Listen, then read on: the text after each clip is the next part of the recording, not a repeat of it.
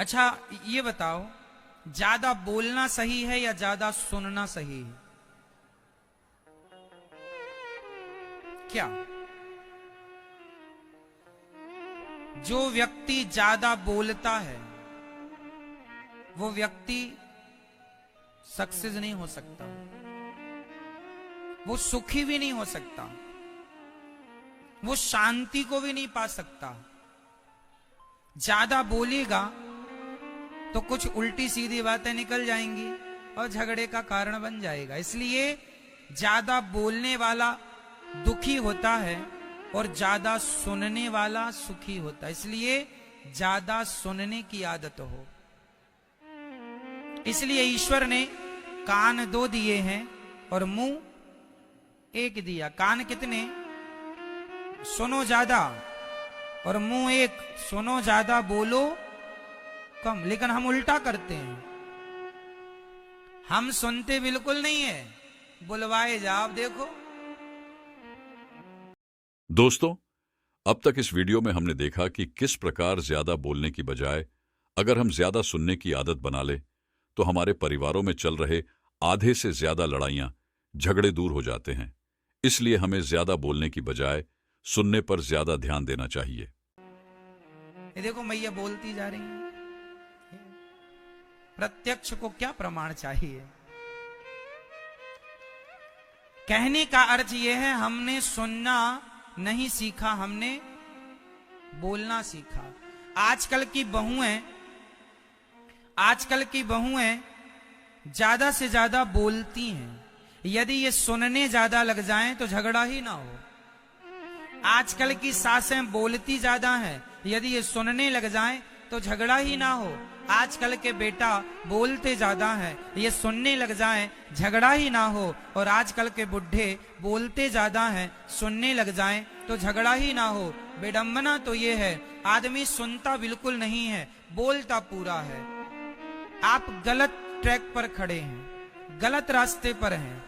सुनो सुनो ज्यादा से ज्यादा, देखो कि सामने वाले के मन में क्या है। आप बताओ क्या कहना है, सुन लो। सुनने के बाद अपने उचित विचार रखो।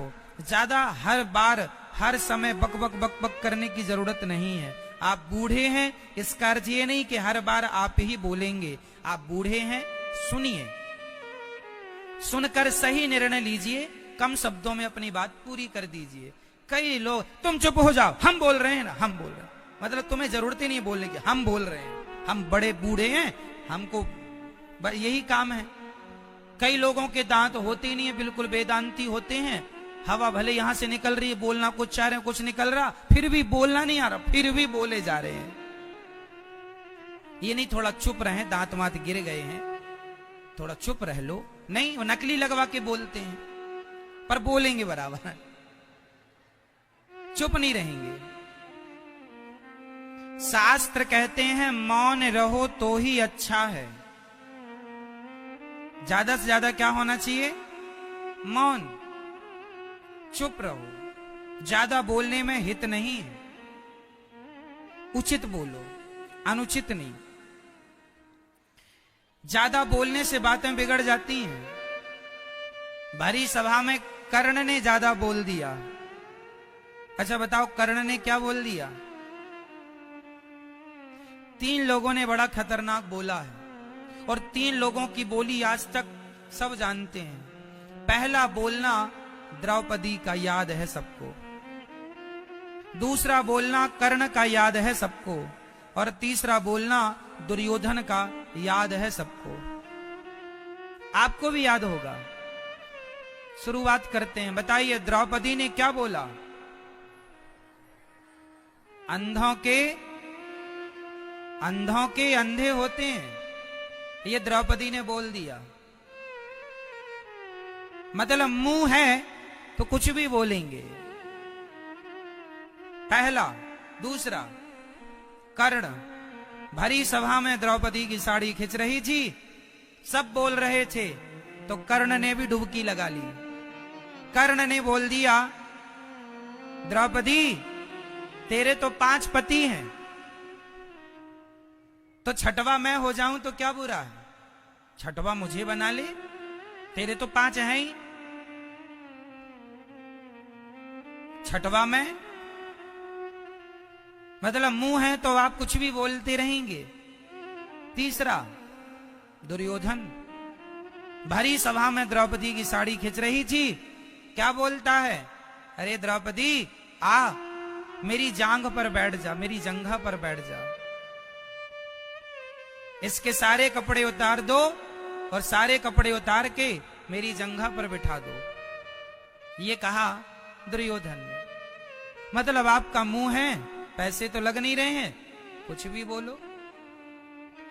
मेरी मां, ये जो हमारा मुंह होता है ना, ये जो हमारी वाणी होती है ना, माचिस की तीली से आग देर से लगती है और माचिस की तीली की आग बुझाई भी जा सकती है, परंतु शब्दों की आग बड़ी जल्दी पकड़ती है और शब्दों की आग एक बार लग जाए कभी नहीं बुझती, कभी नहीं बुझती, कभी। 3 लोगों ने ये जो बात बोली थी किस युग में बोली थी, कौन बताएगा? द्रौपदी ने, कर्ण ने और दुर्योधन ने, ये तीनों ने जो बातें कही ये किस युग में कही थी? बोलो। द्वापर युग में। और आज कौन सा युग चल रहा है? लो, युग बीत गए लेकिन इनकी बातें अभी तक लोगों को याद है। युग बीत गए पर इन तीनों की बातें अभी तक लोगों को। आपका मुंह है तो कुछ भी ना बोलिए मेरी मां, तुम्हारी बहू को भी कुछ ना बोला करो और आपकी सास को भी कुछ ना बोला करो, आपके बेटे को भी कुछ ना बोला करो और आपके पिता को भी कुछ ना बोला करो। जो बोलने लायक है वो भी अच्छे शब्दों के संग, सम्मान के साथ, आदर के साथ। ऐसे शब्दों का प्रयोग ना हो जिस शब्दों से आग लग जाए।